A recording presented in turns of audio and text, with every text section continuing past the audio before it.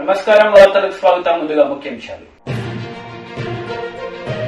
BJP జాతీయ కార్యవర్గ సభ్యురాలు విజయశాంతి రాజకీయాల్లోకి వచ్చి 25 ఏళ్లు పూర్తయిన సందర్భంగా కేంద్ర మంత్రి ఆనందం వ్యక్తం చేసిన బీజేపీ నేతలు.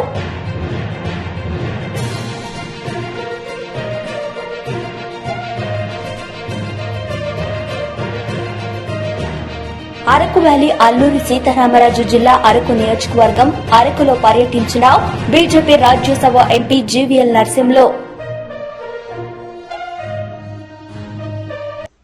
శ్రమకు సృజనాత్మకత జోడించి విద్యార్థులు విజయాలు సాధించాలని ప్రధానమంత్రి నరేంద్ర మోడీ పిలుపునిచ్చారు. ప్రధానమంత్రి ప్రతిష్టాత్మకంగా ప్రతి ఏటా నిర్వహిస్తున్న పరీక్ష పే చర్చ కార్యక్రమాన్ని ఢిల్లీలోని తాల్కాటోరా స్టేడియంలో నిర్వహించారు. माननीय प्रधानमंत्री जी नमस्कार। मेरा नाम दीपेश अहिरवार है। मैं शासकीय उच्चतर माध्यमिक विद्यालय अहमदाबाद कोलकाता भोपाल का कक्षा 10वीं का छात्र हूँ। आजकल बच्चों में काल्पनिक खेल और इंस्टाग्राम की लत एक सामान्य सी बात हो गई है। ऐसे समय में हम अपनी पढ़ाई पर कैसे ध्यान केंद्रित करें? माननीय सर, मेरा आपसे यह प्रश्न है कि हम बिना ध्यान भटकाए अपनी पढ़ाई पर कैसे ध्यान केंद्रित करें? मैं इस संबंध में आपसे मार्गदर्शन चाहता हूँ। धन्यवाद। धन्यवाद दीपेश। माननीय प्रधानमंत्री जी, अदिताभ गुप्ता का प्रश्न इंडिया टीवी द्वारा चुना गया है। अदिताभ हमसे आभासी माध्यम से जुड़े रहे हैं। अदिताभ, अपना प्रश्न पूछिए। मेरा नाम अदिताभ गुप्ता है। मैं 10th क्लास में पढ़ता हूँ। जैसे कि टेक्नोलॉजी बढ़ती जा रही है, वैसे भी हमारी डिस्ट्रैक्शन जो है वो और ज़्यादा बढ़ती जा रही है। हमारा फोकस पढ़ाई पे कम होता है और सोशल मीडिया पे ज़्यादा होता है। तो मेरा आपसे ये सवाल है कि हम पढ़ाई पे कैसे फोकस करें और सोशल मीडिया पे कम करें, क्योंकि आपके टाइम पे इतनी ज़्यादा डिस्ट्रैक्शंस नहीं होती थी जितनी अभी हमारे टाइम पे है। धन्यवाद अदिताभ। Honorable Prime Minister Sir, the next question comes from Kamakshi Rai on a subject that is central to many students. Her question has been selected by Republic TV. Kamakshi, please ask your question. Greetings, Prime Minister. तो फिर शर्माते क्यों हो? बताओ ना, निकलते हैं कि बाहर अंदर से? देखिए, हमारी क्रिएटिव उम्र और हमारी क्रिएटिविटी का सामर्थ्य अगर एवरेज हिंदुस्तान में 6 घंटे स्क्रीन पर जाए तो ये बहुत चिंता का विषय है। एक प्रकार से गैजेट हमें गुलाम बना देता है। हम उसके गुलाम बनकर के जी नहीं सकते हैं। परमात्मा ने हमें एक स्वतंत्र अस्तित्व दिया है, स्वतंत्र व्यक्तित्व दिया है, और इसलिए हमें सचेत रहना चाहिए कि कहीं मैं इसका गुलाम तो नहीं हूं। आपने देखा होगा, आप कभी भी देखे होंगे, मेरे हाथ में कभी कोई मोबाइल फोन शायद आप रेयरली कभी देखा होगा, रेयरली। मैंने क्यों अपने आप को संभाल के रखा हुआ है? जबकि मैं एक्टिव बहुत हूं, लेकिन उसके लिए समय मैंने तय किया हुआ है। उस समय के बाहर मैं ज्यादा नहीं करता हूं, और इसलिए लोग तो मैंने देखा है, अच्छी मीटिंग चल रही है, बहुत अच्छी, और थोड़ा सा वाइब्रेशन आया तो ऐसे निकाल के देखता है। मैं समझता हूं कि हमने खुद ने कोशिश करनी चाहिए कि हम इन गैजेट्स के गुलाम नहीं बनेंगे। मैं एक स्वतंत्र व्यक्तित्व हूं, मेरा स्वतंत्र अस्तित्व है,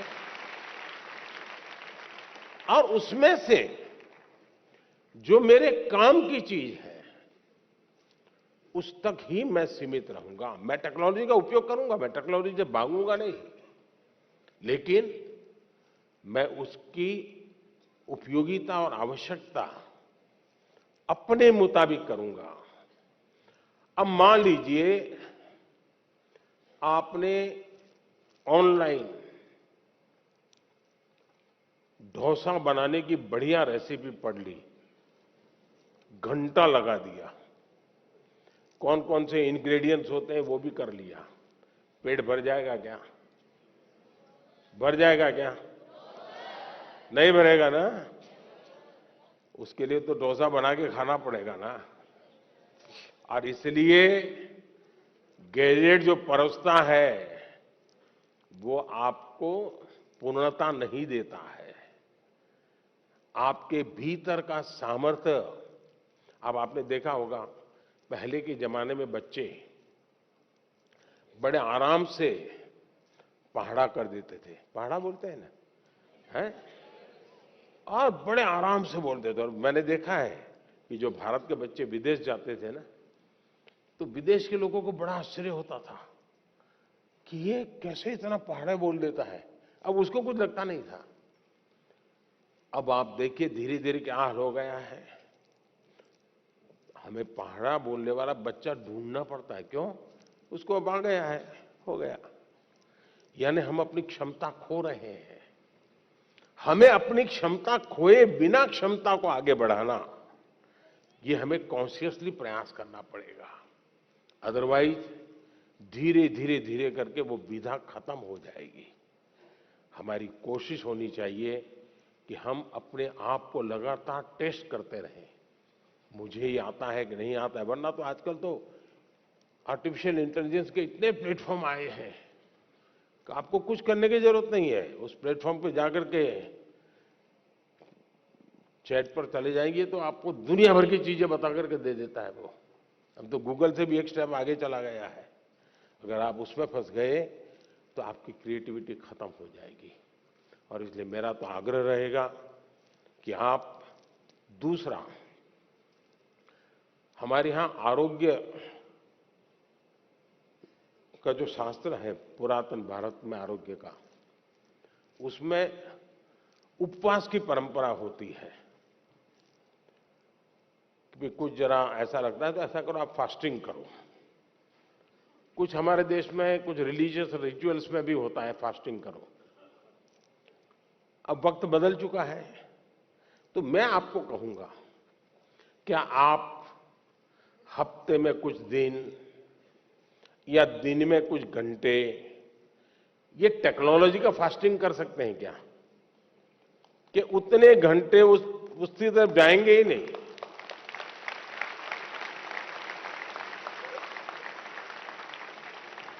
आपने देखा होगा कई परिवार होते हैं, घर में बड़ा 10वीं 12वीं बड़ा टेंशन शुरू में ही हो जाता है। सारे कार्यक्रम तय करते हैं परिवार वाले, नहीं भाई अगली साल कुछ नहीं है, वो 10वीं में है, वो अगली साल कुछ नहीं है, वो 12वीं में है। ऐसा ही चलता है घर में। और फिर टीवी पे भी कपड़ा लगा देते हैं, हाँ नो टीवी। क्यों? एग्जाम है, 10वीं के एग्जाम है, 12वीं के एग्जाम है। अगर हम इतने जागरूक होकर के टीवी पर तो पर्दा लगा देते हैं, लेकिन क्या हम स्वभाव से तय कर सकते हैं कि सप्ताह में एक दिन मेरा डिजिटल फास्टिंग होगा, नो डिजिटल डिवाइस, मैं किसी को हाथ नहीं लगाऊंगा। उसमें से जो फायदा బీజేపీ జాతీయ కార్యవర్గ సభ్యురాలు విజయశాంతి రాజకీయాల్లోకి వచ్చి 25 ఏళ్లు పూర్తయిన సందర్భంగా పార్టీ రాష్ట్ర కార్యాలయంలో నిర్వహించిన కార్యక్రమంలో రాష్ట్ర అధ్యక్షుడు బండి సంజయ్, రాష్ట్ర ఇన్ఛార్జ్ తరుణ్ చుక్, కేంద్ర మంత్రి కిషన్ రెడ్డి తదితరులు పాల్గొన్నారు. ఈ సందర్భంగా బీజేపీ జాతీయ కార్యవర్గ సభ్యురాలు విజయశాంతి మాట్లాడారు. బాబు మోహన్ గారు,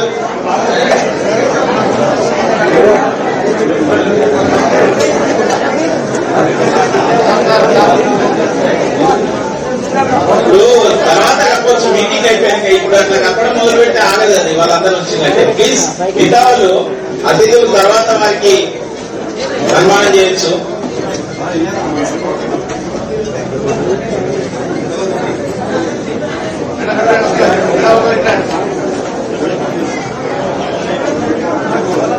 ఇద్దరు మహిళలు వేసిన తర్వాత మిగతా ఆ యొక్క ఇది ఆపుదాము.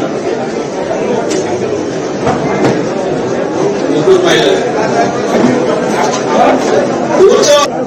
అంటే స్టేజ్ ఏమైందంటే ప్రభుత్వం కూలిపోయే పరిస్థితి ఏది భారతీయ జనతా పార్టీ. నేను అనుకున్నాను తెలంగాణలో నా వల్ల లేదా వేరే రీజన్స్ వల్ల భారతీయ జనతా పార్టీ అన్నది కూలిపోవడం నాకు ఇష్టం లేదు. అంటే సపోర్ట్ అనేది వెనక్కి తీసేసుకుంటాం. ఆ రోజు ఫుల్ మెజారిటీ లేదండి భారతీయ జనతా పార్టీ. మేము వెనక్కి తీసేసుకుంటాం అని బెదిరిస్తూ బ్లాక్మెయిల్ చేసుకుంటూ వచ్చాను. నేను అనుకున్నాను విద్యార్థితో చెప్పాను అబ్బాయి రజీ నాకు వచ్చాను, నేను ఫైట్ చేసుకుంటాను, నా వల్ల ఎవరికి ఇబ్బంది ఉండదు, పార్టీ కొలాప్స్ అవడం నాకు ఇష్టం లేదు, ప్రజలకు మంచి చేయండి, నేను చేయాల్సిన పోరాటం నేను చేస్తానని ఆ రోజు నేను డిసిషన్ తీసుకుని 2004 తర్వాత 2005లో నేను మారుతి గార్డెన్స్ లో నేను భారతీయ జనతా పార్టీ రాజీనామా చేస్తున్నానని ప్రకటించాను. బాధతో ఏడ్చుకుంటూ నా రాజకీయ జీవితాన్ని నేను ఎంతో ఊహించుకున్నాను. కానీ కొంత సమైక్యవాద నాయకుల వల్ల ఆ రోజు ఒత్తిడి వల్ల ఎవరిని ఇబ్బంది పెట్టదొద్దు, నా పోరాటం నేను చేసుకుంటానని రాజీనామా చేసి బయటకు వచ్చి ఒక ఉద్యమం అన్నది ముందుకు తీసుకెళ్ళాలి, లైట్ లో ఉండాలి తెలంగాణ అనుకుని నిరంతరం పోరాడి తల్లి తెలంగాణ పార్టీ పెట్టాలి. అసలు పార్టీ పెట్టాల్సిన అవసరం లేదు. ఒక పార్టీ అధ్యక్షురాలుగా అనేక సమస్యల మీద 4.5 ఏళ్ళు నేను పార్టీ నడిపి ముందుకు తీసుకెళ్ళి యువకుల సమస్య కావచ్చు, రైతుల సమస్య కావచ్చు, కరెంట్ సమస్య కావచ్చు, ముస్లింల సమస్య కావచ్చు, వికలాంగుల సమస్య కావచ్చు, ఫ్లోరైడ్ సమస్యలు కావచ్చు, ఇలా ఎన్ని సమస్యలు కింద నుంచి నాటితో పనిచేసి తాటాల పడుకుని వాళ్ళ భోజనం ఎక్కువ ఒక మామూలు వ్యక్తిగా మామూలు జనంతో నేను పనిచేయడం. అలాంటి సమయంలో దూకుడు పెంచుకుంటూ పనిచేస్తుంటే ఒక రాక్షసుడు ఎంటర్ అయ్యాడు. ఏ రాక్షసుడు అంటే 2001లో పెట్టిన కేసీఆర్ అన్న రాక్షసుడు ఎంటర్ అయ్యి ఆయన ఏం చేశారంటే మొత్తం మేధావుల్ని జయశంకర్ గారు అందరిని కలుపుకొని ఈయన 2004లో కేంద్ర మంత్రిని తీసుకున్నాడు. యూపీఏ అప్పుడున్న ప్రభుత్వం ఉన్నప్పుడు నేను మంత్రివర్గం తీసుకున్నప్పుడు నేను తిట్టేదాన్ని, కేసీఆర్ గారు మీకు అర్థం ఉందా, గుర్తుందా, ఉద్యమం చేస్తుంది తెలంగాణ కోసం కొట్లాడుతారు. బీజేపీ జాతీయ కార్యవర్గ సభ్యురాలు విజయశాంతి రాజకీయాలకు వచ్చి 25 ఏళ్లు పూర్తయిన సందర్భంగా కేంద్ర మంత్రి ఆనందం వ్యక్తం చేశారు. ఈ సందర్భంగా ఆయన మాట్లాడారు. హృదయపూర్వకమైనటువంటి శుభాకాంక్షలు తెలియజేస్తా ఉన్నాం. 1998లో ఆ రోజు భారతీయ జనతా పార్టీ తెలుగుదేశాన్ని విభేదించి మరొక దిక్కు కాంగ్రెస్ వ్యతిరేకంగా ఈ యొక్క ఆంధ్ర రాష్ట్రంలో స్వతంత్రంగా పోటీ చేస్తున్నప్పుడు ఆ రోజు విజయశాంతి గారు అప్పుడప్పుడే వస్తే రామలమ్మ సినిమా అనేటువంటి విడుదలై గ్రామీణ ప్రాంతాల్లో బడుగు బలైన వర్గాల్లో అద్భుతమైనటువంటి అభిమానం ఆ రోజు ఆ సినిమా ద్వారా కూడా వారికి రావడం జరిగింది. ఆ సమయంలో వారు భారతీయ జనతా పార్టీలో చేరడం విస్తృతంగా నేనప్పుడు ఆఫీసులో వారి టూర్ కూడా నేను సతీష్ గారని ఇంకో కార్యకర్త ఇద్దరు చూసేవాళ్ళం.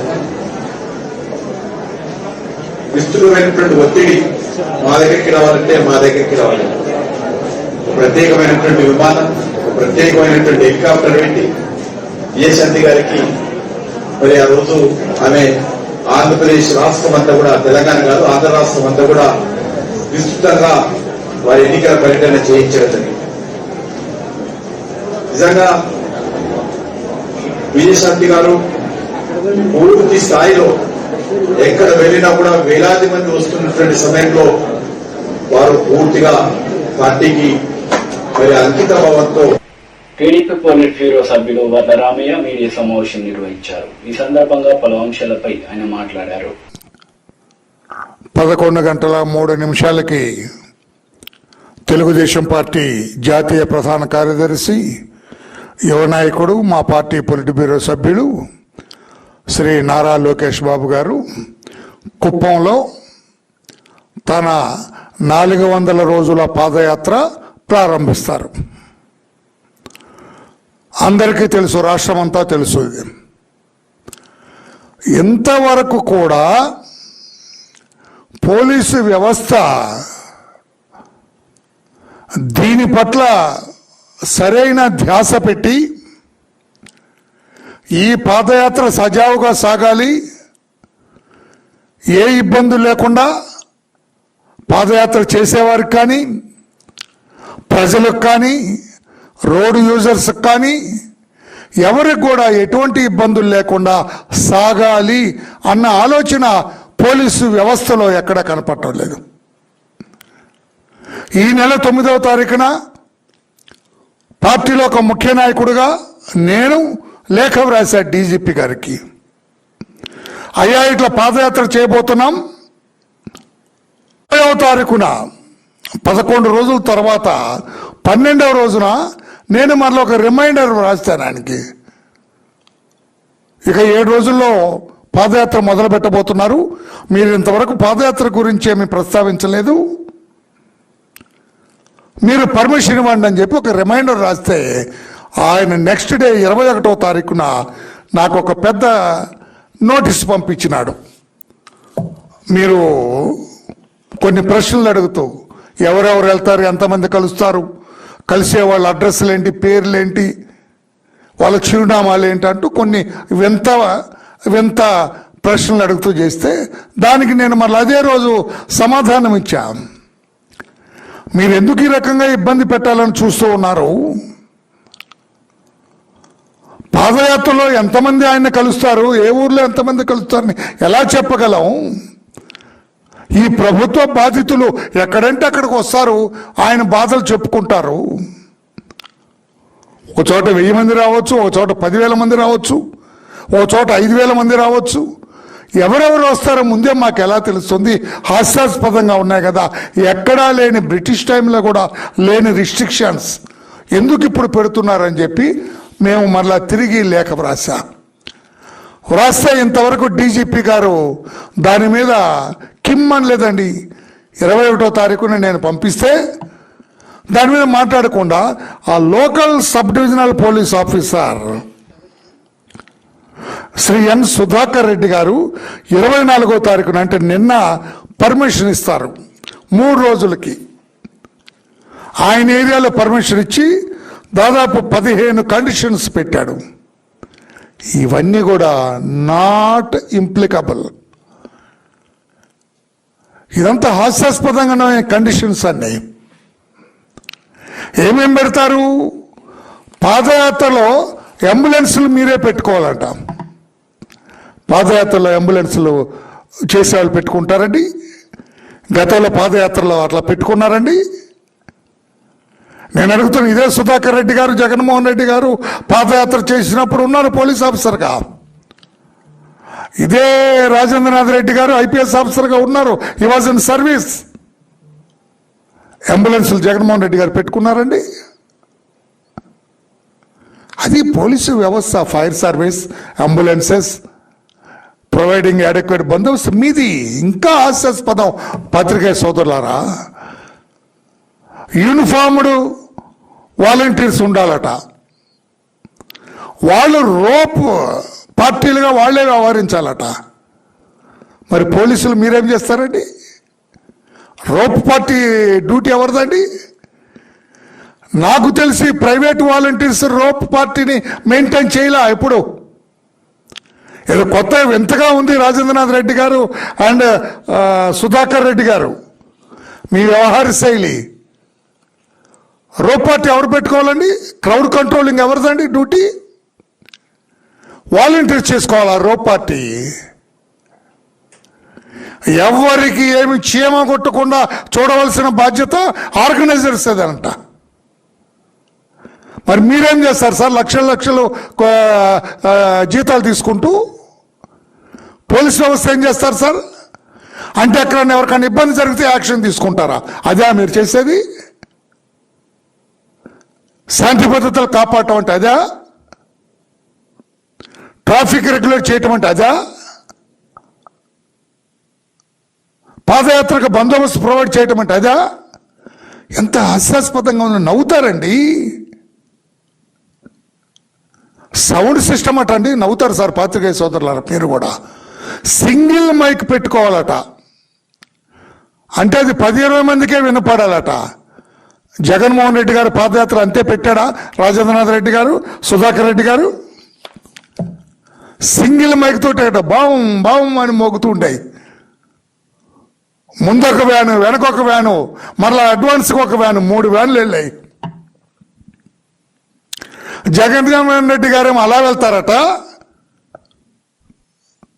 లోకేష్ బాబు గారు సింగిల్ గొట్టం పెట్టుకొని వెళ్ళాలట. గొట్టం మైకు ఉంటుంది చూడండి పాతకాలంలో, అది పెట్టుకొని వెళ్ళాలట. ఆయన పెట్టిన రిస్ట్రిక్షన్స్ అండి. ఇది ఎక్కడ హాస్యాస్పదం అండి. ఎవరెవరు కలుస్తారో ముందు ఇవ్వాలట. అది అయ్యేది. రైల్వే డిఆర్ఎం కేవీ రెడ్డిని శాలువతో సన్మానించారు. అనంతరం ఆయన మాట్లాడుతూ నందలూరు రైల్వే సమస్యలపై అధికారులతో మాట్లాడి సహాయం చేస్తానని హామీ ఇచ్చారు. రైల్వే సమస్యలపై డీఆర్ఎంను కలిసిన నందలూరు ఐకేపీఎస్ నాయకులు రాజంపేట యువ నాయకుడు మేడ విజయశేఖర్ రెడ్డి ఆధ్వర్యంలో నందలూరు ఐకేపీఎస్ నాయకులు శుక్రవారం ఉదయం 6 గంటలకు చలో గుంతకల్ కార్యక్రమాన్ని నందలూరు రైల్వే స్టేషన్ నుండి నందలూరు బస్టాండ్ వరకు పాదయాత్ర నిర్వహించారు. అనంతరం 30 వాహనాలలో గుంతకల్ డీఆర్ఎం ఆఫీస్ బయలుదేరారు. మధ్యాహ్నం 1 గంటకు డీఆర్ఎం ఆఫీస్కు చేరుకున్న మేడ విజయశేఖర్ రెడ్డి మరియు ఐకేపీఎస్ నాయకులు రైల్వే డీఆర్ఎం కేవీ రెడ్డి గారిని శాలువాతో సన్మానించారు. అనంతరం ఆయన మాట్లాడుతూ నందలూరు రైల్వే సమస్యలపై అధికారులతో మాట్లాడి సహాయం చేస్తానని హామీ ఇచ్చారు. ఈ కార్యక్రమంలో ఐకేపీఎస్ నాయకులు పోతుకుంట మస్తానయ్య, ఆర్ముగం విశ్వనాథ్, మౌలా, రఫీ, డేవిడ్, దావన్ మరియు మండల ప్రజలు, ఆర్కేపీఎస్ నాయకులు పాల్గొన్నారు.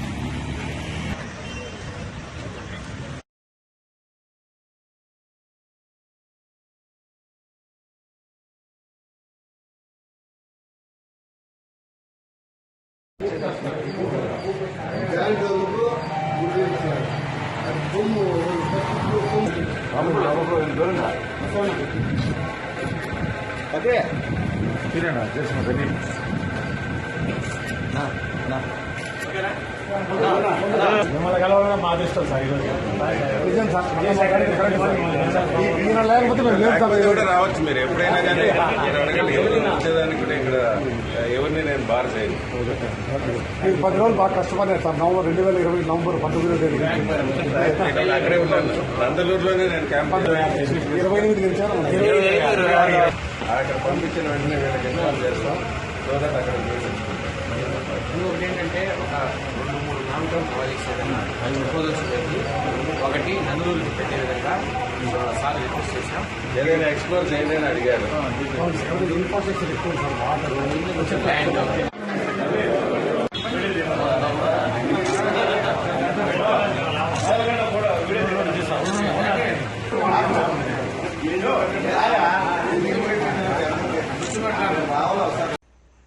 అల్లూరి సీతారామరాజు జిల్లా అరకు నియోజకవర్గం అరకులో పర్యటించిన BJP Rajya Sabha MP BBL Narasimhulu ఈ సందర్భంగా శుక్రవారం పోర్టు గృహంలోని విలేకరుల సమావేశం నిర్వహించారు. ఈ సందర్భంగా ఆయన మాట్లాడారు. అరకులోయలో పర్యటించిన BJP Rajya Sabha MP GVL Narasimhulu Uttaraprabha ప్రతినిధి అరకు వ్యాలీ అల్లూరి సీతారామరాజు జిల్లా అరకు నియోజకవర్గం అరకులో పర్యటించిన BJP Rajya Sabha MP GVL Narasimhulu ఈ సందర్భంగా శుక్రవారం పోర్టు గృహంలో విలేకరుల సమావేశంలో ఆయన మాట్లాడుతూ 3.5 సంవత్సరాల వైసీపీ పాలనలో ప్రజలను దోచుకోవడం తప్ప అభివృద్ధి శూన్యమని, గత ప్రభుత్వం టీడీపీ కూడా అభివృద్ధి పరచలేదని, పర్యాటక పరంగా గుర్తింపు ఉన్న అరకులోయను ఏమాత్రం అభివృద్ధి పరచలేదని అన్నారు.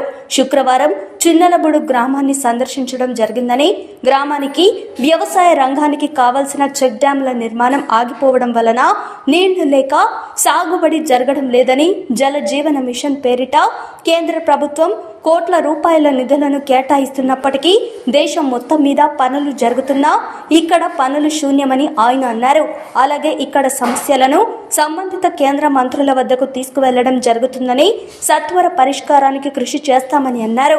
ఈ కార్యక్రమంలో రాజ్యసభ సభ్యులు, బీజేపీ అధికార ప్రతినిధి జీవీఎల్ నరసింహారావు, బీజేపీ జిల్లా అధ్యక్షులు పాంగి రాజారావు, జిల్లా ప్రధాన కార్యదర్శి కరూర్ రాఘవేంద్ర, ఎస్టీ మోర్చా రాష్ట్ర అధ్యక్షులు కురస ఉమామహేశ్వరరావు, ప్రధాన కార్యదర్శి కూడా కృష్ణారావు, జిల్లా కిసాన్ మోర్చా అధ్యక్షులు సాగర, ఎంపీటీసీ సభ్యులు వంతల దేవదాసు, ఎంపీటీసీ వంతల తమ్మన్న, గిరిజన మోర్చా ఆనంద్, అరకు మండల అధ్యక్షులు రామచందర్, బలరాం, గిరిబాబు తదితరులు పాల్గొన్నారు. కొన్ని సామాజిక వర్గాలు వారికి సామాజిక న్యాయం దక్కని కారణంగా అనేక సంవత్సరాలుగా మరి వాటి కోసం పోరాటం చేస్తున్నాయో అటువంటి కులాల, అటువంటి తెగల తరఫున కూడా భారతీయ జనతా పార్టీ తన సమర్థన తెలియజేస్తూ ఉంది. ఈ ప్రాంతంలో ఫర్ ఎగ్జాంపుల్ నేను విశాఖపట్నం, రెస్ట్ ఆఫ్ మిగతా ఈ 3 ఉత్తరాంధ్ర జిల్లాలు మినహాయించి మిగతా వాటిలో ఫర్ ఎగ్జాంపుల్ తూర్పు కాపులకి బీసీ రిజర్వేషన్లు, ఓబీసీ రిజర్వేషన్లు ఇవ్వటం లేదు. అవి ఇవ్వాలని చెప్పి కేంద్రంలో నేను ప్రతిపాదన పెట్టడం, దాన్ని ముందుకు తీసుకువెళ్ళటం జరుగుతోంది. ఇక్కడ వారి ప్రభుత్వాలు కాంగ్రెస్ రాష్ట్రం కేంద్రంలో ఉన్నా కూడా ఆ సమస్యను వాళ్ళు పట్టించుకోలేదు. అలాగే కొన్ని కులాలు ఉన్నాయి, కళింగ వైశ్యులు బీసీగా రాష్ట్రంలో ఉన్నారు కానీ ఓబీసీ గుర్తింపు కేంద్రంలో లేదు. అలాగే శిష్ట కర్ణాలు అదొక కమ్యూనిటీ, వారికి రాష్ట్రంలో బీసీ రిజర్వ్ కేంద్రంలో లేదు. అటువంటి అన్ని కులాల తరఫున వారికి సామాజిక న్యాయం వచ్చే విధంగా, సామాజిక న్యాయం జరిగే విధంగా మేము ప్రయత్నిస్తున్నాం. అదే ప్రాంతంలో ఉన్నటువంటి కొండ కుమారులు వారికి బీసీ రిజర్వేషన్ లభిస్తోంది, కానీ వారు ఎస్టీ జాతికి చెందిన వారు అని చెప్పి ఎస్టీ రిజర్వేషన్ కి పూర్తిగా అర్హులు అయినప్పటికీ వారిపై దృష్టి ఇక్కడ ప్రభుత్వాలు పెట్టలేదు. అనేక పార్టీలు ప్రామిసెస్ చేశాయి, మేము చేస్తామన్నారు, కానీ రాష్ట్ర ప్రభుత్వం నుంచి కానీ ప్రతిపాదన కానీ లేదా అసెంబ్లీలో తీర్మానం చేసినట్టుగా అయితే ఏమీ లేదు.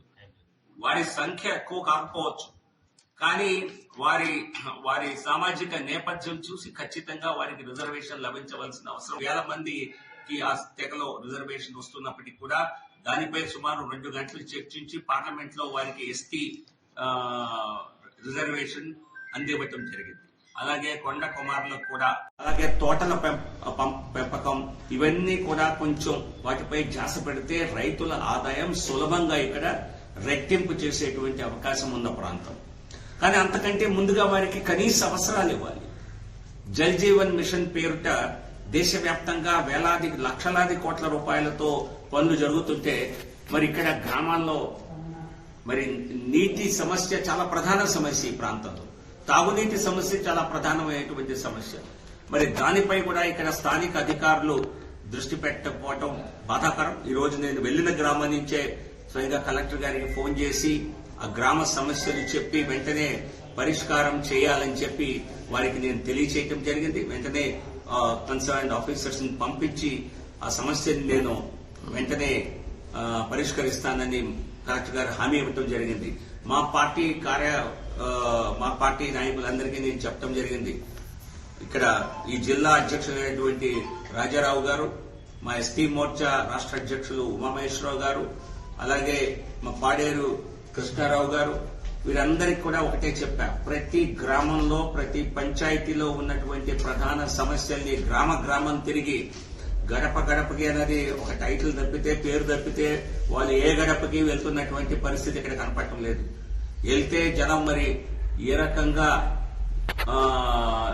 రకంగా రియాక్ట్ అవుతారో అన్న భయం కూడా వారిలో కనిపిస్తోంది. ఆ స్థాయి ప్రజా వ్యతిరేకత ఎమ్మెల్యేపై కనిపిస్తోంది, ప్రభుత్వంపై కనిపిస్తోంది, రాష్ట్ర ప్రభుత్వంపై. సో అటువంటి పరిస్థితుల్లో ప్రజలకు చేరువుగా ఉండే విధంగా భారతీయ జనతా పార్టీ ప్రతి పంచాయతీలోనూ అవసరమైతే పాదయాత్ర చేసి ప్రతి గ్రామంలోనూ గ్రామ సభలు నిర్వహించి సమస్యలు తెలుసుకొని ఆ సమస్యల పరిష్కారం కోసం ఖచ్చితంగా జిల్లాధికారుల ముందు ఆ సమస్యలు పెట్టి సో వచ్చే 2-3 నెలల్లో జూన్ లోపల అన్ని గ్రామాలు అన్ని పంచాయతీలు కవర్ చేసి ఒక సమస్యలపై ఒక పూర్తి అవగాహన ఏర్పరచుకొని నేను ఆ సమయంలో కలెక్టర్ గారిని కలుస్తాను. పాడేరు వచ్చి మనం ఆ సమస్యలన్నీ వారికి చెప్తాం.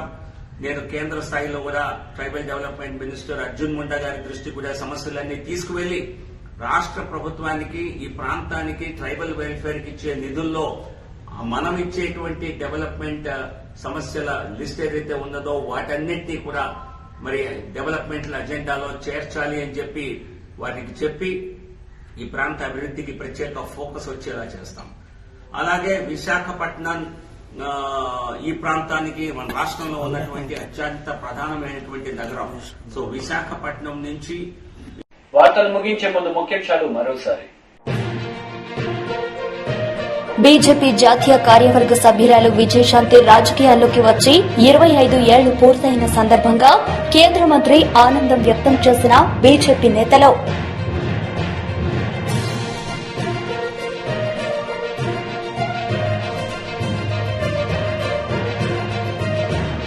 అరకు వ్యాలీ అల్లూరి సీతారామరాజు జిల్లా అరకు నియోజకవర్గం అరకులో పర్యటించిన BJP Rajya Sabha MP GVL Narasimhulu.